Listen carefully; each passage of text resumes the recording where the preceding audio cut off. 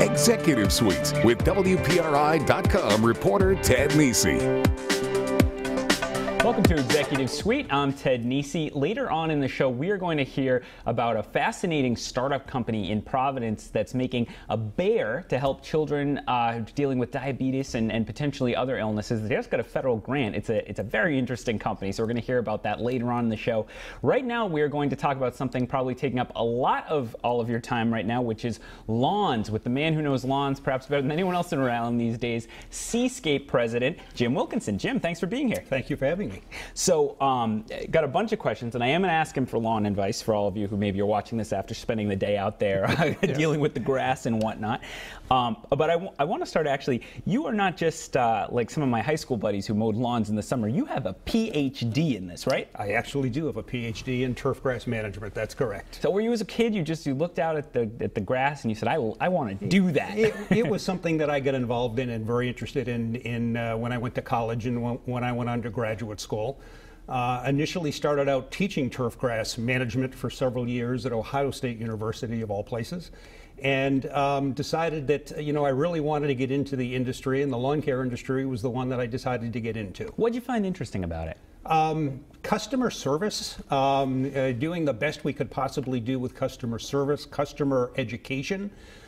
We very much feel as though we have a partnership with our customers, and we can do everything possible for them in terms of fertilizing their lawn correctly, controlling pests in their lawn. But unless we have a partnership and they're doing their part, they're not going to have the kind of lawn that they will be looking for. So there's a lot that we need to do in terms of a partnership with our customers and educating our customers on how to properly handle their lawn. Maybe we'll educate them a little on this episode if they're watching, hopefully. So people might know the name pretty well, especially you're on the radio. I know you sponsor some of the news bulletins, yes, and the do. name changes throughout the year, which we'll talk about. But for those who aren't as familiar, can you just give us a thumbnail sketch? What do you do at SeaScape, and how big is the business today? Well, our primary business, Tim, is lawn care fertilization, mostly for residential lawns. However, we do some commercial as well. We service several thousand lawns throughout southern New England. We operate in Rhode Island, Massachusetts, and Connecticut. It's a lawn care fertilization program where we visit a lawn 5 times throughout the season and apply fertilizer, weed control, insect control, so forth. In addition to that, we have a full-service tree company called Tree Solutions by SeaScape, where we make applications, where we will do tree work such as trimming trees, tree removal. We will prune shrubs for you. We also, as part of that business, have what we call a plant health care business, which will take care of insects and diseases on trees and shrubs. Sounds like giving Blue Cross to the roses there. Exactly. In addition to that, another area of the business that's growing very rapidly is what we call Yard Guard, which is our business where we are controlling ticks and mosquitoes on properties. And of course, with ticks in particular, with the threat of Lyme disease, our tick control applications and service is something that has become very popular. You're kind of like yard doctors. Exactly. Yeah. Exactly. The final aspect of the business is Christmas decor, which is something that we got into several years ago in an attempt to help keep our people busy for longer in the season. And Christmas decor involves us putting up lights and then taking lights down after the holiday season. And I have to think that's one of the challenges of running a business like this, is that you have a ton of demand for the part of the year we can see our lawns, but when you're in a place like Rhode Island, we cover it all with snow for that long, it's not so much demand in January. It's difficult, and certainly we want to provide a great place of employment for our people. And we do everything we can to keep them employed for as long as possible throughout the season. Typically, our season in lawn care will run from early March through Thanksgiving. Then we shift over into Christmas decor, which will keep people busy throughout December and January and even into the month of February. So really, you only have a dead spot maybe the end of February at this point. Once you get the Christmas. That's what we're striving for, yes. That's the hope. Yes, that's the hope. I was looking at, there's some fascinating statistics out there in Rhode Island that a bunch of the so-called green industries put together an economic impact study a few years ago. At that time, they found about 2,500 green industry businesses, including yours in Rhode Island, with more than $1 billion a year in direct sales all combined. That's a big cluster. Who are we talking about there? Well, we're talking about a variety of different people, and Tim, this was an economic analysis that was done by the University of Rhode Island in conjunction with a number of organizations, including the Rhode Island Nursery and Landscape Association. It includes agriculture, those people that produce food, but it also includes people that are in the landscaping business, the nursery business, as well as the golf course business. All combined, if you look at the economic value, both direct and indirect, of all of those businesses combined, it's close to $2.5 billion wow. in the state of Rhode Island. So it's big business, the green industry. You recently got certified by DEM as Rhode Island's first green certified landscaping company. What did you have to do to get that? I had to do a number of things. We had to primarily demonstrate to DEM that we use the products, the fertilizers and the pest controls that we use responsibly. Our people need to be licensed. We needed to describe how we use the products properly to ensure that we're not creating environmental issues with those products. Certain fertilizers, they don't, for example, we're striving to get out of certain fertilizers, for example, phosphorus. SeaScape no longer uses phosphorus unless we have a soil test that indicates phosphorus is needed. Phosphorus for many, many years was something that was included in all lawn care fertilizers.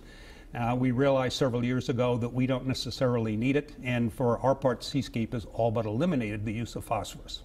And one thing along those lines you've pushed back at for years is the idea that a lot of people have that lawn fertilizer is like the main culprit for Narragansett Bay's pollutant problem. You say that is not true. What's your pushback on that? Well, you know, the pollutants, particularly nitrogen and phosphorus in Narragansett Bay and in other water bodies, come from a whole variety of different areas. I think the first thing we need to look at are sewage treatment plants, malfunctioning septic systems.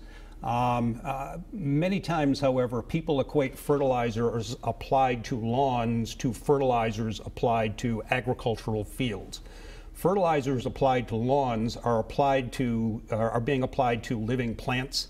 Grass in particular has thatch. Grass has a very dense, fibrous root system, which will prevent or minimize the amount of fertilizer which is moving off site. That's very much different than fertilizer that's applied to a fallow farm field, for example, where nothing is growing, and that fertilizer can very rapidly run off or can leach off of that site. So lawns are very, very different. In fact, frequently farmers will plant strips of grass around their farm fields because they know grass is a terrific buffer to keep soil and fertilizer from running off of their fields. All right, well, we're going to hear more about those lawns and perhaps some of your advice for folks watching at home later on the show. Stick with us. We're going to take a break for now here on Executive Suite.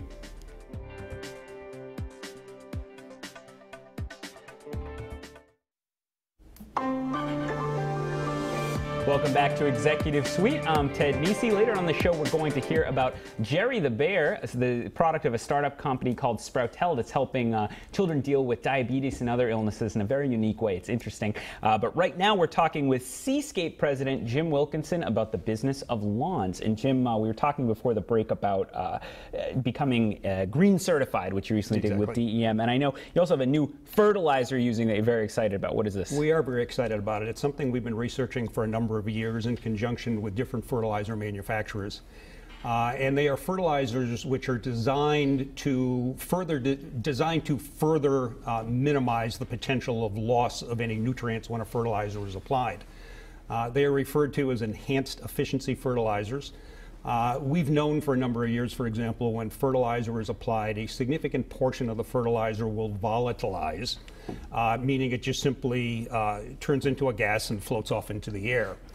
These new fertilizers will prevent that volatilization, which means that the fertilizer that is applied then is much more efficiently used by the grass, meaning that we can apply less fertilizer, therefore we can have less potential of that fertilizer moving off site. It could mean as much as a 35% reduction in the amount of fertilizer that we have to apply in order to maintain a lawn. So it's a significant development. I was thinking earlier we had a brutal winter in New England this year, as anyone who works at the TV station knows, because we were here all night all those times. But I'm curious, for your business, how big an impact does a winter like the one we just have? How different is it when March, when you start to go out to the lawns? Do you see the impact? Well, we do see the impact in a number of different ways. First of all, we got started very late because the snow melted so late, meaning we got a very late start and we had to play a lot of catch up. There were a number of things, diseases that gets into the lawns when you have a very wet, snowy year, a disease called snow mold. Many people's lawns, when the snow melted, just looked absolutely miserable. Fortunately, snow mold is pretty much a cosmetic disease. And after a recovery period and an application of fertilizer, most of the lawns have by now fully recovered from that. What is the biggest mistakes you see people making with their lawns? What's the advice you give to friends and family? I think I'd have to point to two things. By far, the number one is people generally cut their lawn far too short. Okay. So too often, maybe then? They're cutting their lawn too short. Okay. Generally, most homeowners are cutting their lawn once a week, which is sufficient. However, they assume that the lower they cut it, the less frequently they're going to have to cut it, and that does not work. What happens when you cut the lawn too short is you are restricting the root system. The taller you cut the lawn, the deeper the root system will go. So by cutting a lawn tall, you're going to have a deeper root system. It's going to be a better looking lawn, and it's going to be much more resistant to any drought or insect or disease activity that comes along. Most homeowners want to set their mowers on either the highest or the next to the highest setting on their lawnmower. The other big mistake and the other big fallacy is far too many people continue to pick up their grass clippings. Grass clippings are a beneficial thing for your lawn. When you mow your lawn and you leave the grass clippings down, you are recycling nutrients, meaning you can use less fertilizer. And of course, it's much quicker to mow your lawn if you're leaving the clippings down. I was just going to say, a lot of teenagers forced to mow the lawn be happy to know that. They're going to be very happy to know that. Not to mention the fact that we're filling a lot of good landfill space up with grass clippings. So mow high, and for the most part, leave your clippings down and allow the nutrients to recycle when you cut your grass. That I had no idea about. I wish my father had known that when I was growing up. I want to ask you, as we're running low on time, but about your holiday decor business, which is interesting. Most of us would get up on the ladder, we're putting the lights up and everything. How many homes are you doing for people now, and how much should people shell out to get that done? Well, we're doing both commercial as well as residential homes. We're currently decorating about 250 residential homes at the present time. Average expenditure is somewhere in the neighborhood of $1,500 to $1,600 per year. For the whole thing? For the whole thing. What that involves is we'll work with you and design what the lighting scheme is going to be. We will put the lights up. We will come back a couple of times before the holidays and make sure everything is lit and functioning properly. Shortly after the season, then, we will take the lights and whatever garland that we have put up, we will take those down and then take them away and store them for you, and hopefully you call us back in order to put them up again the next year. Does it drive you nuts when the one bulb goes out and you have to send your guys out to fix it? It does. Fortunately, we don't have too much of that. Since the service has switched to LEDs, as opposed to incandescent, they are a lot more reliable and certainly use a lot less electricity than the old incandescent bulbs use. And we talked about residential, but you're doing bigger Christmas decor projects now too for larger enterprises, right? We are. We're doing Foxwoods Casino, for example. We do several car dealerships. So yes, there is a tremendous amount of interest on the commercial end as well as the residential end for holiday lighting. How early do you have to start if you're doing Foxwoods up for Christmas? We generally get started in late September or very early October. Wow. We'll encourage people to let us put up the lights early. Certainly we tell them they don't have to turn their lights on that early, but if we don't get started by early October, we just simply don't have time to put them all up. So if you want to have that impressive neighborhood display, you should be getting started in just a few short months, people. That is too funny. Jim Wilkinson from SeaScape, thank you so much for joining me. Ted, thank you. And stick with us. Don't go away, though. We're going to hear from the CEO of Sproutel and their new product they've created to help children deal with diabetes in a fun way. Stick with us on Executive Suite.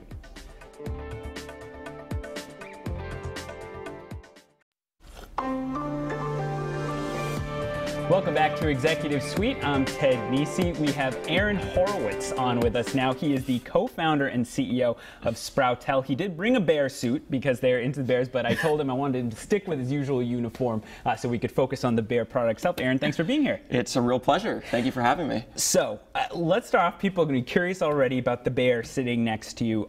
Tell us what you do at Sproutel. I've heard it called a Sesame Street for healthcare. Absolutely. So at Sproutel, we're really changing the way that children experience their health. Our first product, Jerry, he's a real platform for health and wellness education. So teaching kids everything from nutrition, exercise, sleep, and mindfulness. And where we've really chosen to start is type 1 diabetes. It's an area of incredibly high unmet need. These children, their lives are transformed overnight by a diagnosis, and all of a sudden they have to face upwards of 8 insulin injections a day, constant monitoring. And so little kids between 3 and 7. So that's where our real passion lies, and that's where we started to prove out this concept and this model of education through play and educating with kind of fun tools like Jerry. Okay, so people can understand the illness aspect. They're going to see the adorable bear. How does it fit together, though? What's the point of Jerry to the kid with diabetes? Absolutely. So Jerry is both a best friend and a role model. So at an age when these kids can't yet do their own medical procedures on themselves, they use Jerry. They take care of him by squeezing his fingers to check his glucose level. He's feeling awesome. Good. Which is good, because Glad so to am hear I. that. He's got all sorts of foods that he comes with, as well as an insulin pen. Oh, interesting. So here's the insulin pen, and we have and all sorts of really cool foods. Yeah, foods. This is the pen. And so if we want to feed him, we can just swipe these foods right over his mouth. Nom, nom, nom. He'll eat them. And now we have to give him insulin. And so we've developed this whole way of educating kids about how to eat carbohydrates and then how to dose themselves for carbohydrates. It's all visual. And so you could dose him just by tapping on one of his sites, dialing up a dosage. And that's how easy it is to take care of Jerry. But where the real magic happens is there's 21 animated storybooks that play right there on his belly. And kids have to train him for the All-Star Games, which are kind of like the Olympics. So he goes around, he meets with friends like Momo the monkey and George the shark, learns all sorts of new sports like tree climbing and diving, and in the process learns all about diabetes. So it's an accredited curriculum that covers everything from carbohydrate counting to recognizing hypoglycemic symptoms. So did you and your co-founders come to this from the health avenue? You want to do something for health, or come to it from the toy making avenue? So actually, a combination of kind of a different avenue of personal passion mixed with observation.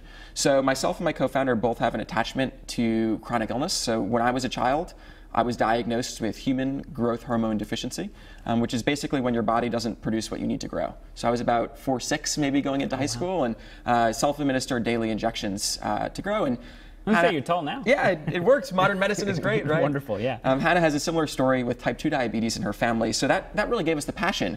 And in college, we kind of gathered around type 1 diabetes as an avenue. And we talked to a ton of families, and we saw that kids were already taking care of their stuffed animals as if they had diabetes. Wow. So they would be injecting their bears, they would draw little insulin pumps on pieces of paper and play pretend doctor. And it was really interesting. We asked ourselves, can we bring that to life? And can we do it in a way that's educational? And the more that we've learned, not just about diabetes, but about other chronic conditions and about kids that are healthy, they play doctor. It's something that's innate.